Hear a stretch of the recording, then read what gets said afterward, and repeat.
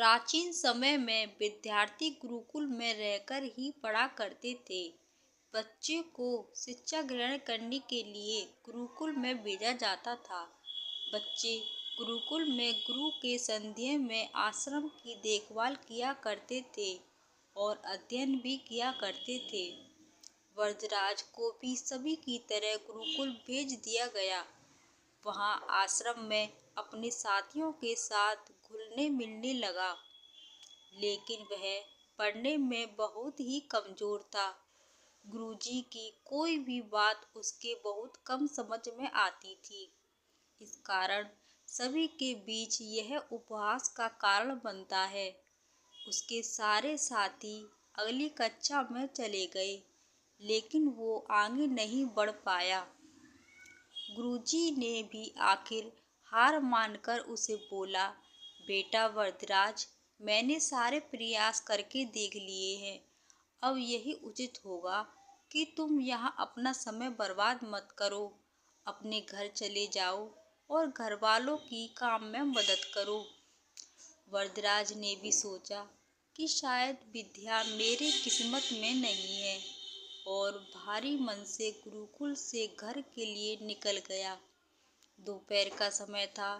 थोड़ी दूर पर ही कुछ महिलाएं कुएं से पानी भर रही थीं और कुएं के पास गया। वहां पत्थरों पर रस्सी के आने जाने से निशान बने हुए थे।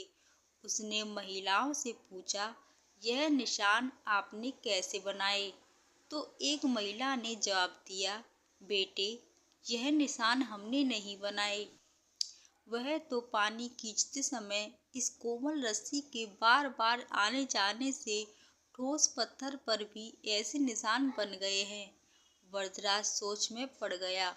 उसने विचार किया कि जब एक कोमल रस्सी से बार बार आने जाने से एक ठोस पत्थर पर गहरे निशान बन सकते हैं, तो निरंतर अभ्यास में विद्या ग्रहण क्यों नहीं कर सकता। वरदराज ढेर सारे उत्साह के साथ वापस गुरुकुल आया और अथक कड़ी मेहनत की। गुरुजी ने भी खुश होकर भरपूर सहयोग किया। कुछ ही सालों बाद यही मंदबुद्धि बालक वरदराज आगे चलकर संस्कृत व्याकरण का महान विद्वान बना, जिसने लघु सिद्धांत कौमुदी, मध्य सिद्धांत कौमुदी, सा सिद्धांत कौमुदी, गिरिवापण मंजरी की रचना की।